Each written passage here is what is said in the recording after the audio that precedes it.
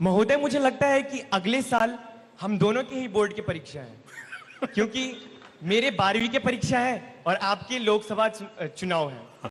तो क्या आपकी इस पे पूरी तैयारी है या आप थोड़े से नर्वस हैं? धन्यवाद। मैं सवाल फिर से दोहराना चाहूंगी माननीय कि इनका सवाल है कि मैं 11वीं का विद्यार्थी हूं, अगले साल हम दोनों की बोर्ड परीक्षा है, मेरी 12वीं की परीक्षा है, आपका लोकसभा चुनाव है, तो क्या आप इसके लिए तैयार हैं या फिर नर्वस हैं?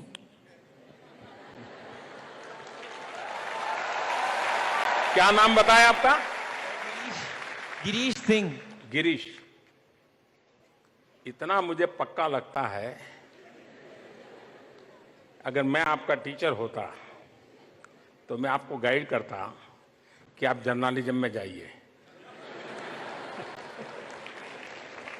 क्योंकि ऐसा लपेट करके सवाल पूछने की ताकत जर्नलिस्टों की ही होती है।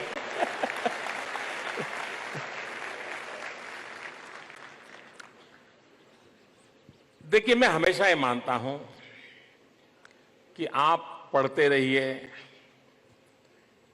सीखने की कोशिश करिए, पूरा फोकस लर्निंग पर रखिए, भीतर के विद्यार्थी को जितना ऊर्जावान बना सकते हैं बनाते रहिए। यही जीवन का धर्म बना करके चलिए।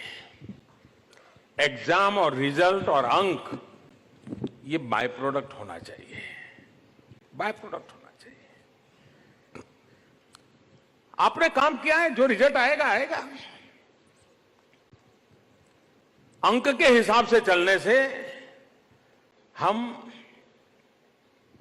शायद उस चीजों को नहीं प्राप्त कर सकते जो पढ़ना चाहते हैं।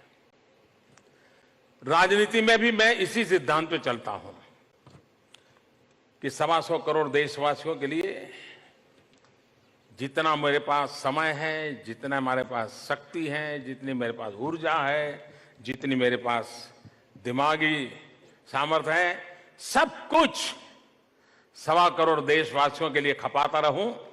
हर पल समय का क्षण क्षण, शरीर का कण कण 125 करोड़ देशवासियों के लिए लगाता रहूं।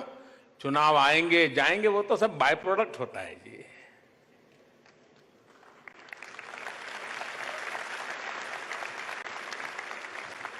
और दूसरा, हम लोगों की तो स्थिति ऐसी है, आपकी तो एग्जाम साल में एक बार होती होगी, हमारी दिन में 24 घंटे होती है।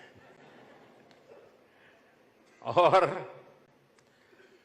किसी हिंदुस्तान के किसी कोने में एक नगरपालिका का चुनाव और हार गए तो ब्रेकिंग न्यूज होता है, ब्लो ऑन मोदी।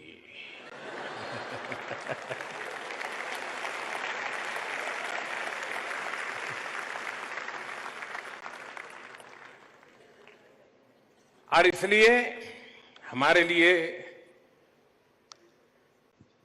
और दूसरा है जी, कभी कभार मैं तो राजनीति में बहुत देर से आया हूं, बहुत लोगों की बात गले नहीं उतरती है। और दूसरा, मैं अभी भी एक प्रकार से राजनीति की व्यवस्था में हूं, लेकिन मन स्वभाव से राजनीति में नहीं हूं। मेरे वो नेचर में ही नहीं है। मेरे नेचर में है कुछ करना है, बस करते रहना। लेकिन जब मैं राजनीति में नहीं था तो पुराने जमाने में जनसंघ नाम की एक पार्टी हुआ करती थी और उनका दीपक नाम का निशान हुआ करता था। और वो पार्टी इतनी गरीब थी कि दीवार पर दीपक पेंट करने के लिए भी उनके पास बड़ा मुश्किल होता था। अब गुजरात में चुनाव थे तो उन्होंने कोई 103 कैंडिडेट खड़े कर दिए और जो मिला, लड़ना तैयार हो, लो लड़ो। अब खड़े हो गए सब लोग। 103 में से 99 का डिपॉजिट चला गया, डिपॉजिट जब्त हो गया। और चुनाव में, राजनीति में डिपॉजिट जब्त होना है ना, बहुत बुरा माना जाता है। 4 का बच गया।